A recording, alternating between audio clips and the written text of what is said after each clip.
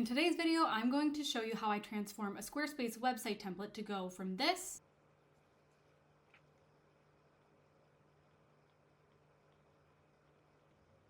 to this.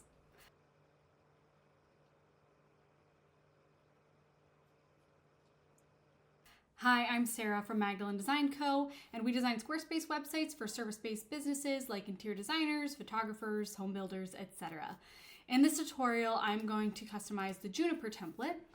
As a professional designer, I'll walk you through my design choices and let you see the transformation unfold kind of in double speed. So whether you are a DIYer who bought a template and wants to get some inspiration, or you're a fellow web designer who uses templates as a base, this video will show you the entire process.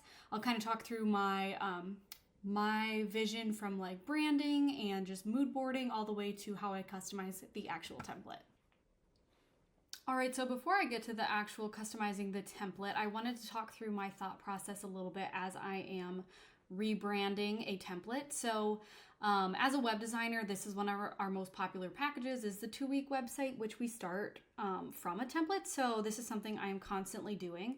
Typically, I have a client like questionnaire that I am basing all of these design decisions on, but I just kind of created this mood board myself. And so what I kind of felt like doing was kind of a dark and moody meets French picnic a little bit. So I really quickly just made this mood board. Typically it will be like a full mood board options for clients to select, and then they'll have like different website options too that I've curated for them. However, this one I just did really quickly, but it gives me an idea of like the color palette and the design elements. Like I really like the sketched kind of provincial drawing here, so I incorporated that into the template. I liked this script type, and I liked the mix of just kind of a dark and moody with some lighter elements. And so that's kind of what I was going for as I was customizing this template here. And so the main elements I'm like thinking about are, the color palette and then the type suite. So for the colors, I knew I wanted to start dark. I started out really dark here, but then I ended up actually I have this like color picker Chrome extension, and I liked pick a color from the page. I really liked this kind of like dark greenish color. And so I just selected that. And then here's the hex code up here. And that's what I made this background. So initially it was a black, but this is more of like a really, really dark green. And so I started off what I thought I want, but then as I'm going, like I just stole this hex code from the image. And that's something I do a lot just to make, just to make sure the color palette's really custom. And then I liked this rust color. I thought that went really nicely with the dark green. This is a slightly lighter green. And then, otherwise there's just this one light section here that's kind of a cream. And so a lot of it is just organic, like intuition as I'm going, but it's always nice to like, you can pull colors from here using this Chrome extension color picker. And then another thing with the typography is I'll use what the font. So let me go back here. If there's a specific font I like, I will and I want something similar, but maybe not the exact same thing, I will just take a screenshot of that text, and then I will upload it, and then what the font gives you similar options. A lot of times you might even like them better. So this one gives Helvetica Now. I actually use Helvetica New in the template. And so that's a really nice tool to be able to find similar fonts. And then again, with typography, as I'm just curating the suite, like it's a lot of trial and error sometimes. And so you're not going to get it right off the bat probably, but I like to have some texture within the site. And so this typeface here is actually from Nikki Latz. It's Cocktails and Company. And then pairing that with a sans serif and then a serif here. So it kind of can feel like a lot going on, but I don't think it's too much here. Typically, best practice is to have 3 typefaces or less. This one has like 4, but I think it works. So you just have to, sometimes it's okay to break the rules. All right, so that is the type and the colors. And then another thing I like to include a lot of time is like that artistic touch for like the French picnicky vibe, I really liked these illustrations, and some designers will probably gasp at this, but I actually like to use Canva sometimes. They have really great illustration options, and I'm just of the mind that like if you are transforming a template, like you don't need to spend, you know, thousands on custom illustrations. And if you're a new business, you don't need to spend thousands, $10,000 on custom branding and a website. Like you can use what's available to you and it can look super bespoke and professional. That being said, I don't know all the licensing with Canva, so, but I did use it. So, and I do use it for other designs. And then the last element of like brand pieces when I'm doing a template is some stock imagery. I just made a really quick little folder here of kind of the moodier images I wanted to include in the template. Most of the templates from Juniper to the Apothecary are the same, but I did switch out a few of them to kind of be more on brand. But I like to use Pexels and Unsplash and Lumi.ai when I am curating stock images for clients who don't have their own brand images. So yeah, that is kind of the gist of my process before we go ahead and hop right in.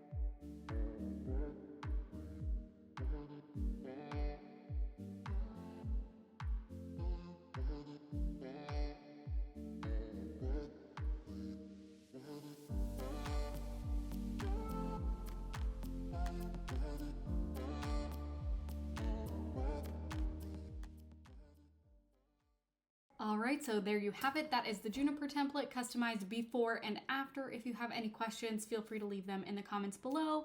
If you're interested in hiring Magdalene Design Co., you can find more information in the description below.